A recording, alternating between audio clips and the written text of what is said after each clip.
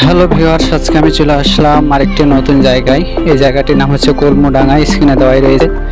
তারপরেই বলে নিই কি যে আপনারা যারা এখন আমার চ্যানেলটি সাবস্ক্রাইব করেননি তারা অবশ্যই চ্যানেলটি সাবস্ক্রাইব করে সঙ্গে থাকবেন এবং বেল বাটনটি বাজিয়ে দিবেন, কারণ আরও নতুন নতুন ভিডিও পাওয়ার জন্য। আজকে আমি যেটা দেখাবো, এখানে চলে আসলাম আমাদের এলাকার মধ্যে ভাইরাল একটি মিষ্টির দোকান, কলমুডাঙ্গা বাজার।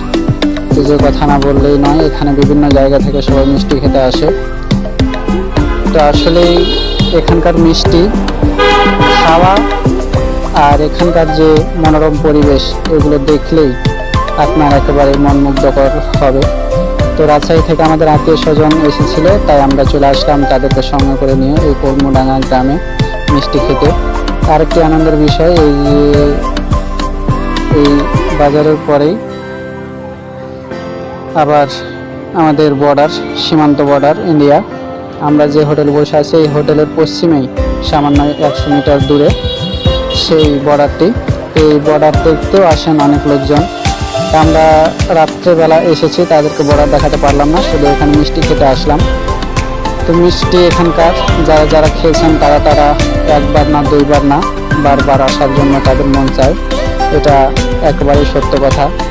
আমরা আসলাম, এখানে খেলাম, রসমালাই খেলাম, আবার চমচম মিষ্টি খেলাম, পঞ্চের মিষ্টি খেলাম। তাই আমরা এখানে 1000-1200 টাকা বিল করলাম।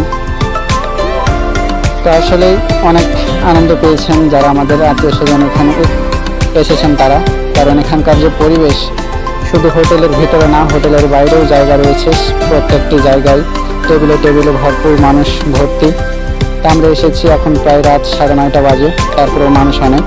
তো এটি হচ্ছে কলমুডাঙ্গা, সাপাহার, নওগাঁ জেলা। আপনারা চাইলে বিভিন্ন জায়গা থেকে এখানে আসতে পারেন, কারণ অনেক মানুষজন আসে। তা আমরা এসেছি, খুব ভালো লাগছে। এবং তাদের কাছ থেকে শুনলাম পরবর্তীতে কি যে এখানকার মিষ্টি কেমন, তারা খুব প্রশংসা করলেন এখানকার মিষ্টি খেয়ে।